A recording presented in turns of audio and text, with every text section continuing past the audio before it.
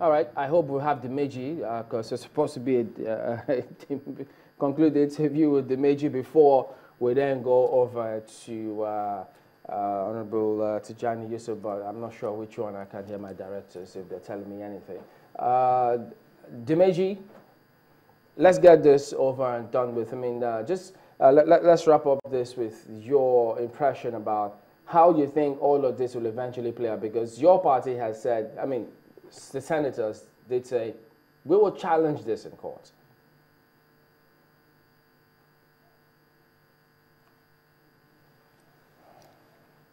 Okay, clearly we don't have Dimeji on the line. Who we have is Honorable Tijani Yusuf, who is a member of the PDP and of the PDP caucus.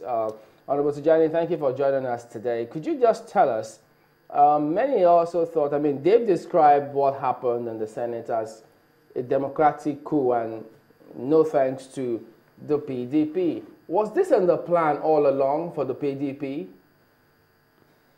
I didn't get the last thing you said. Say again? I couldn't get the last thing you said. Now, I'm wondering, because the PDP eventually now have a deputy Senate president. And then they also played a key role in terms of how things turned out in the National Assembly. Has this always been in the plan? Because many thought that the PDP was just going to go and vote, but not play this kind of key role that they played. I would say the PDP is magnanimous in even allowing the APC to have the Senate president. I don't know if you are getting it. We can hear you. Okay.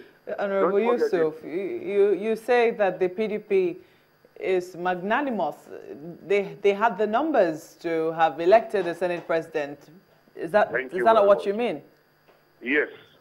The question remains, why didn't they do it? Well, the PDP is magnanimous.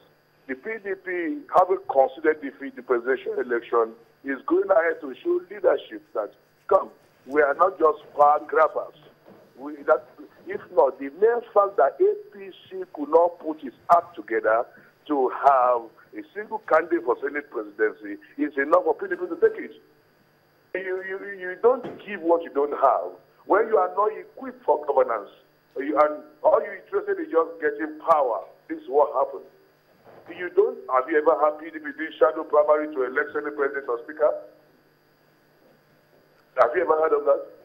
Well, we did hear that the PDP had a shadow election to select who they were going to support. The shadow election? Yes. No, we don't. Even in 2011 scenario, there was never a shadow primary. The PDP would appeal to members because realizing that what is done outside the chamber cannot stand, except you're able to get the numbers required to effect it on the ground, in the chamber. So it is better to find a way of convincing your members or they need to go in that direction. This is global practice. Have you ever heard in the American Parliament that there is a shadow election before the election of a speaker? It is not done anyway. So I'm saying that in the red chamber, what you have to me is the PDP show magnanimity that we are not power grabbers, we are taking Senate president, nothing will have happened. Because it's not possible for Lawan and Saraki not to have at least, out of the 659 senators, APC had 60. One, the lost one died, the governor senator was lost, weeks ago, so you have probably 58. Out of that 50, will Saraki not get 20? Will I not get 20? And PDP have en bloc 49. That would have delivered the Senate presidency. Thank God for men like David Ma, who demonstrated maturity and told everybody, let them have it, despite the fact that they didn't show character and maturity in pursuing it. Tell us, people are a bit confused about the numbers of senators who were present on that day. Take us through the numbers, if you can remember. How many PDP members were present and how many of the APC were with the Senate President on that day? Sir, when you are in the chamber, as per the business of the day. There's no distinction about which party you belong to, it is the quorum that matters. I have the privilege of being in the red chamber in that particular day. Because the same clerk of National Assembly that conducts the Senate election will conduct the House of Rep election. So, nothing can start in House of Rep until that of the Senate is concluded. So I had the privilege of being in the red chambers. And you had the clerk of National Assembly reading out names of senators, and we expected to answer in affirmative if they are on ground or not.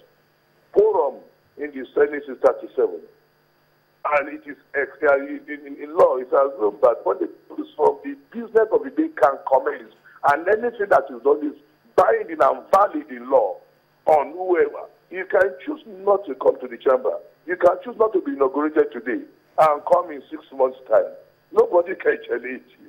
Nobody will question that except your constituents who, if your so are so convinced that you are changing them, they could recall you on that basis. But nobody in National Assembly can query them. So let me pick this up, before you go further.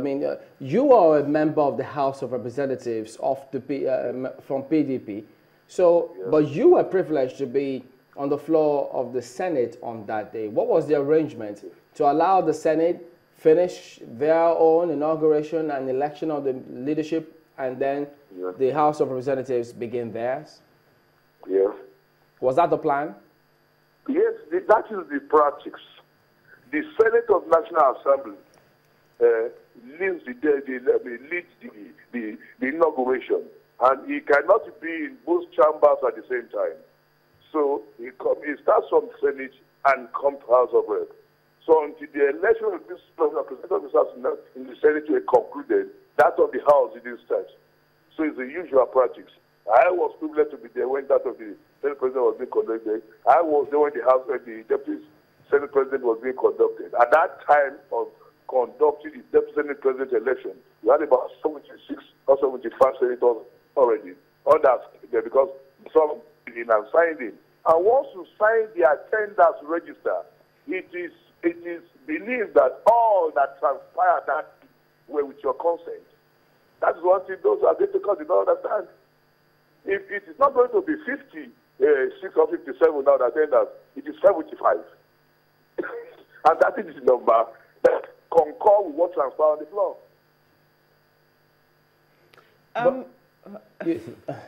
I'm trying to go through what the same letter that was received via the clerk, which specifically, as the state stated that it should hold at 10 in the morning. For you, the member of the PDP, would you say, I'm going back to the magnanimity you did talk about, how magnanimous the PDP were on that day. Would they, if they had, elected to contest that particular Senate presidency, do you think they would have been successful? Even with the whole senators on ground, PDP will contest and still win. You have 109 senators. One was lost few weeks ago. One died few weeks ago. Kasamo, Ogun State Senator, was not on ground by implication. You have 107. Right? So it means that PDP has 48 senators out of their 49. APC, we have 59 out of their own 60. So simple arithmetic. Lawan has his own base. Saraki has his own base. You mean if there's a three-race contest where PDP still a candidate and they feel two candidates? It is simple arithmetic, simple logic. Now PDP will carry the day. I'm not talking about not having enough APC members. When you will have everybody on ground in the chamber, PDP will have still won. What I'm saying is that PDP sat down after. So I don't want to send the wrong signal that we, after conceding the general election result in defeat to APC, we are going on that way to grab power. That is why people consider that some people will have contested it. I will have won.